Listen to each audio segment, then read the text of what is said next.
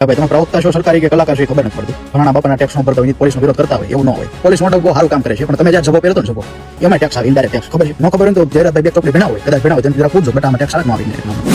દેશનો એક ભિખારી કે ગરીબમાં ગરીબ વ્યક્તિ જે ભીખ માંગીને ખાય છે, એમના બાળકને દૂધ પીવડાવે છે કે પાર્લેજીનું બિસ્કિટ ખવડાવે છે, લે છે, એમાં પણ એ ટેક્સ ભરે છે. આવો તમને કોને હક આપ્યો કે તમે આ દેશની યુવા પેઢીના બાપુજીને આવા ટેક્સના નામે તમે અપમાન કરી શકો છો? દરેક વ્યક્તિ પ્રત્યક્ષ પરોક્ષ રીતે સરકારને ટેક્સ ચૂકવે જ છે. એટલે તમારે એવું કહેવાની જરૂર નથી કે ભાઈ એના બાપુજીએ ટેક્સ નથી ભર્યા. જો એના બાપુજી ન ભરતા હોય તો પછી આ રાજ્યનો, આ દેશનું અર્થતંત્ર જે ચાલે છે ટેક્સના પૈસાઓથી, તો એ કોના બાપુજી ભરે છે? તમારે એકલાના બાપુજી ભરે છે. અને ધીમે ધીમે સરકારના ખોળામાં બેસી, એટલે સરકારના ખોળામાં બેસીને હવે એમને ખબર છે કે અમારે કોઈની જરૂર નથી. હવે એવા અમને કોઈ ડાયરા ન મળે કે ડાયરાના પગાર ન મળે ને તો અમને કોઈ ફરક પડતો નથી, કારણ કે એટલું બધું ખામીને બેઠા છે. એટલે લોકશાહીમાં સૌથી મહત્વની ફરજ જો કોઈ હોય તો એ સરકારને સવાલ કરવાની છે. સરકાર કે એટલે તાલીને થાળી વગાડવાની ફરજ નથી. મહાત્મા ગાંધીએ હિન્દ સ્વરાજમાં એક જગ્યાએ લખ્યું છે કે સરકાર તો કહે છે કે નાકા થઈને નાચો, એટલે આપણે નાચવાનું. આવો સવાલ મહાત્મા ગાંધીએ પૂછ્યો છે. માયાભાઈ આહિર, જરા તમારા ડાયરામાં આ વાક્ય પણ કહેજો, મહાત્મા ગાંધી.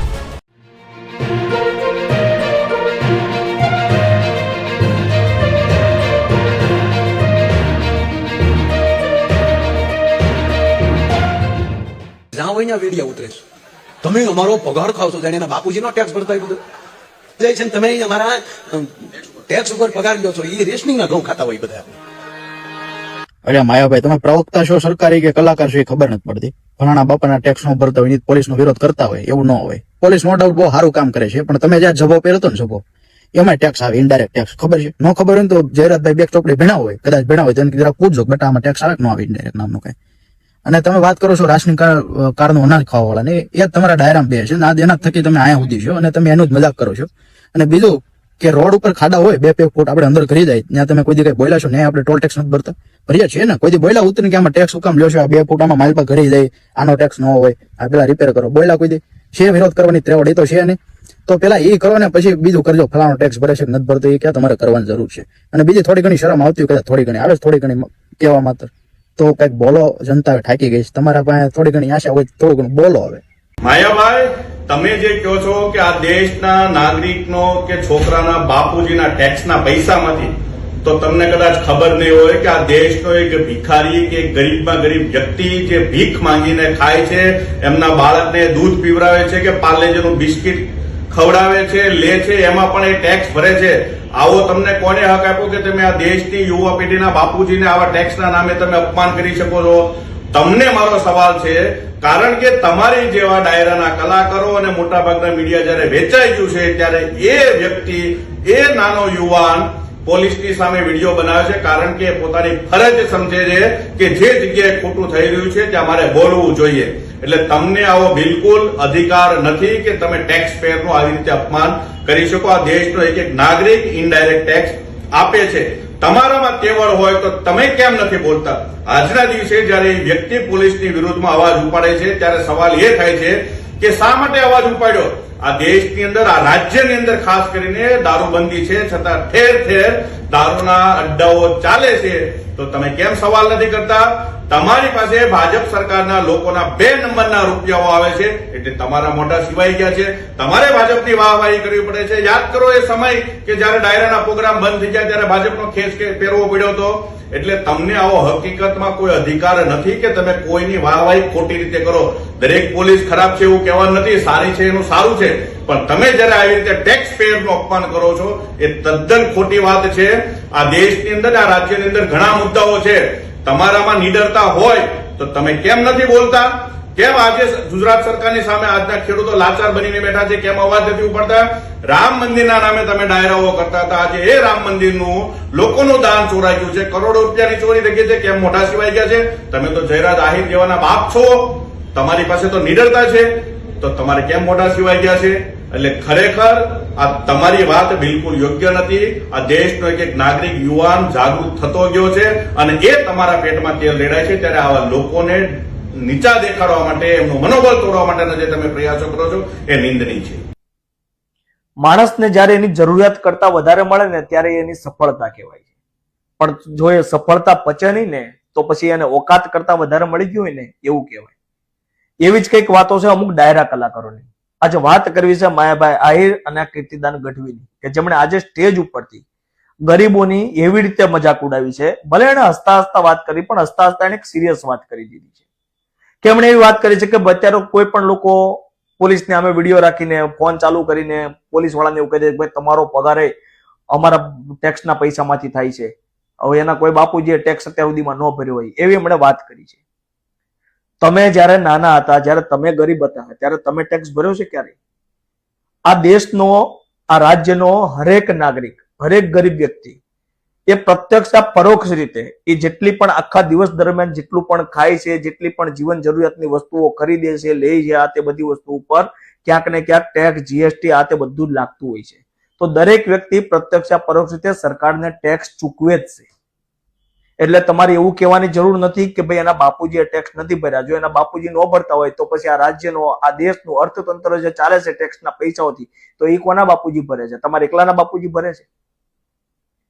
આ કલાકારોને જયારે એનો ભૂતકાળ યાદ કરાવીએ તો કોઈ 5 વ્યક્તિ નહોતા ઓળખતા, કોઈ કરોડપતિ વ્યક્તિ નહોતા ઓળખતા, કોઈ સરકાર નહોતી ઓળખતી. આ નાના નાના ગામડાઓની અંદર સ્ટેજ ઉપરથી એ નાના નાના કલાકારની અંદર નાના નાના સ્ટેજ ઉપરથી પ્રોગ્રામો કરતા હતા. અને ગરીબ માણસો, આ જ ગરીબ માણસો જેને આજ મજાક ઉડાઈ છે જે લોકોની, એ જ ગરીબ માણસો રૂપિયો, 2 રૂપિયા, 5 રૂપિયા ફાળો કરીને એ જોડીમાં ભેગા કરીને ત્યાં આગળ સ્ટેજ સુધી પહોંચાડતા. અને જોડીમાંથી જેટલા પૈસા આવતા હતા ને એમાંથી 2 પાંદડે ત્યાં ધીમે ધીમે લાખોપતિ, ત્યાં ધીમે ધીમે કરોડોપતિ થયા. અને કરોડોપતિ થઈ ગયા ને એટલે હવે એમને તમારી જરૂર નથી, એટલે એ કરોડોપતિના ખોળામાં બેસી ગયા અને ધીમે ધીમે સરકારના ખોળામાં બેસી ગયા. એટલે સરકારના ખોળામાં બેસીને હવે એમને ખબર છે કે અમારે કોઈની જરૂર નથી. હવે એવા અમને કોઈ ડાયરા ન મળે કે ડાયરાના પગાર ન મળે ને તો અમને કોઈ ફરક પડતો નથી, કારણ કે એટલું બધું છાપીને બેઠા છે.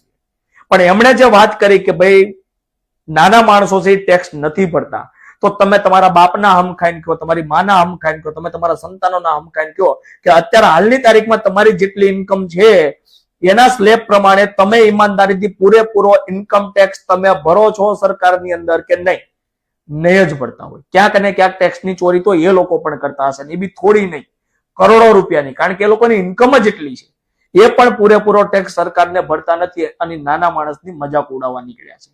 એમાં એમણે એવું કહી દીધું કે ભાઈ ગરીબ માણસો, એટલે જે લોકો ફોનમાં વાત કરતા હોય છે, જે વિડીયો ઉતારતા છે, એ લોકોના પાસે ખાનદાન તો આખું પેલા રેશનિંગના ઘઉં લઈને ખાતું હોય છે. તો શું રેશનિંગના ઘઉં ખાવા એ કોઈ ગુનો છે? એ પાપ છે? એમનો ભૂતકાળ જોઈએ ને તો એના બાપ દાદા એ રેશનિંગમાંથી કેરોસીન લીધું હશે, ઘઉં લીધા હશે, ચોખા લીધા હશે, બધું જ લીધું હશે. તો રેશનિંગના ઘઉં ખાવા, ચોખા ખાવા, રેશનિંગમાંથી વસ્તુ લેવી એ કોઈ પાપ નથી, એ મજબૂરી છે માણસની. અને જો એ મજબૂરીની વાત કરીએ ને તો એ રેશનિંગના કાર્ડ તો અમીર લોકોએ કઢાઈને, ઘણા બીપીએલ ના કાર્ડ કઢાઈને બેઠા છે, કેટલા નેતાઓએ કઢાઈને બેઠા હશે, એ લોકોએ ખાય છે. ગરીબોના ભાગનું જે એના હકનું જે છે એ બારોબાર હગે વગે કરી નાખે છે, ઘઉં ને પોતપોતાના ઘરે લઈ જાય છે, કાં તો વેચીને પૈસા ઘરે લઈ જાય છે. તો એમના વિશે કેમ નથી બોલતા? જ્યારે ત્યારે એ ડાયરાના કલાકાર, એટલે કે આ સ્ટેજ ઉપરથી જ્યારે ત્યારે દ્રષ્ટાંતો આપતા હોય છે ખુમારીના, મર્દાનગીના, તો જ્યારે ગરીબોની વાત આવે છે ત્યારે સરકારને અમે મર્દાનગીથી ઉભું રહેવાનું હોય, એના જગ્યાએ ચાપલુસી કરવા માટે ખોળામાં જઈને બેસી જાય છે. તો એ ખાલી લોકોને સલાહ આપી હોય ને ત્યારે જ મર્દાનગીની વાતો સારી લાગે છે. જ્યારે ખરા અર્થમાં ખુદના ઉપર આવે છે ને ત્યારે બંગડીઓ પહેરીને બેસી જાય છે. તમે ગરીબના હકની વાત કરી ના શકો, તમે ગરીબને માન સન્માન આપી ના શકો તો કઈ નહીં, પણ કમસે કમ એનું અપમાન તો ના કરો. શું બોલો છો? કયા સ્ટેજ ઉપરથી બોલો છો? કોની માટે બોલો છો? કમસે કમ એનું તો ધ્યાન રાખો, એનું તો ભાન રાખો કે જે વ્યક્તિએ તમને આ લેવલ સુધી પહોંચાડ્યા છે, તમે એનું કોઈ પણ જગ્યાએ ગમે તેમ અપમાન કરી દેશો. વાઇબ્રન્ટ ગુજરાતના ભારતીય નાગરિકો નમસ્કાર.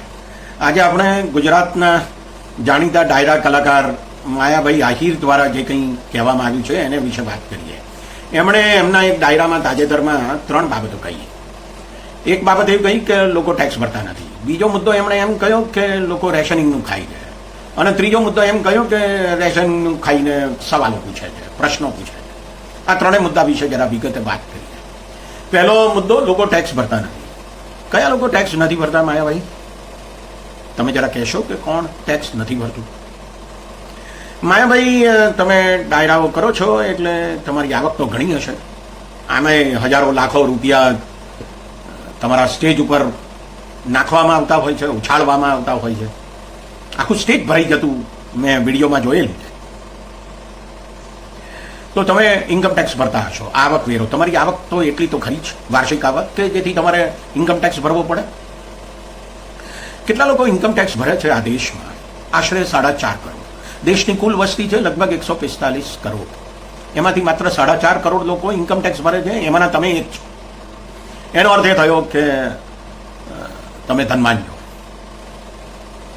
હવે બીજો અગત્યનો મુદ્દો, કયા લોકો ટેક્સ નથી ભરતા? તો જે લોકોએ ઇન્કમ ટેક્સ ભરવો જોઈએ એ લોકો નથી ભરતા.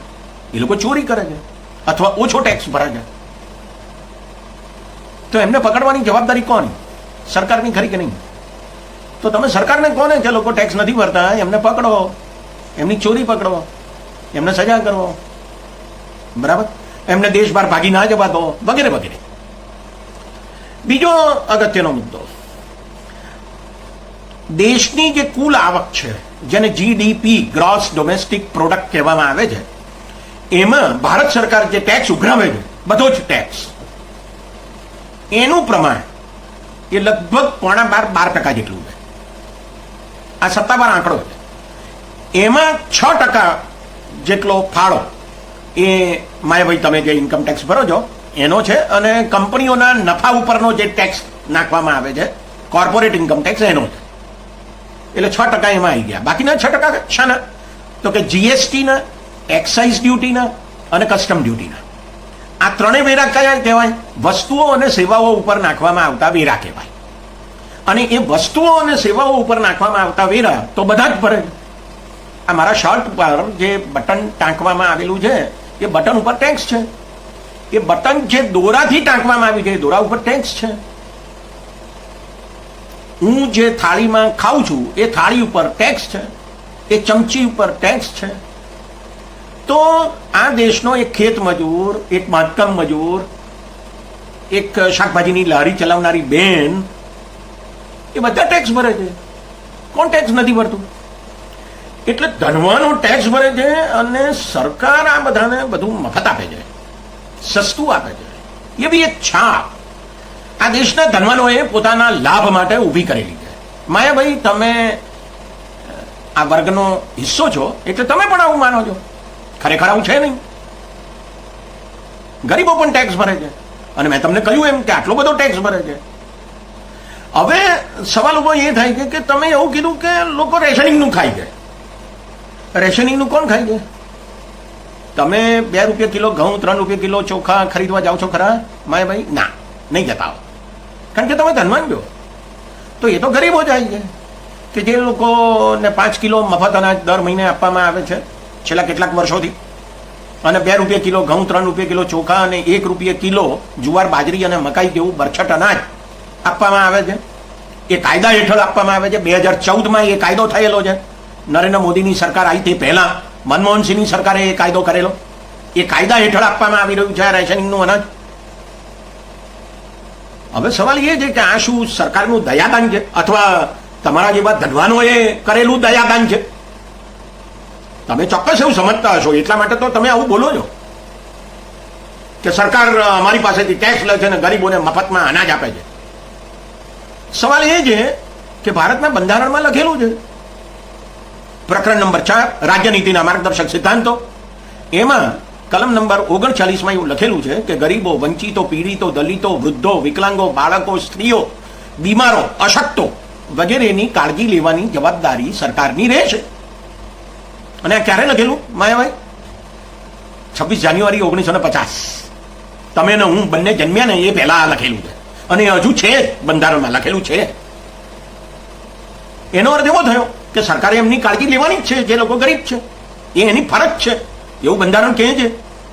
ભારતના બંધારણની પહેલી લીટી શરૂ થાય છે વી ધ પીપલ ઓફ ઇન્ડિયા, અમે ભારતના લોકો. તો આ અમેમાં જે 80 કરોડ લોકોને 5 કિલો મફત અનાજ આપવામાં આવે છે એ ખરા કે નહીં?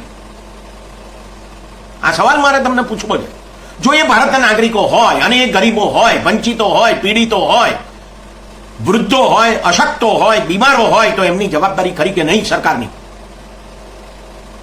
અને જો હોય તો એમાં તમને વાંધો જોઈએ.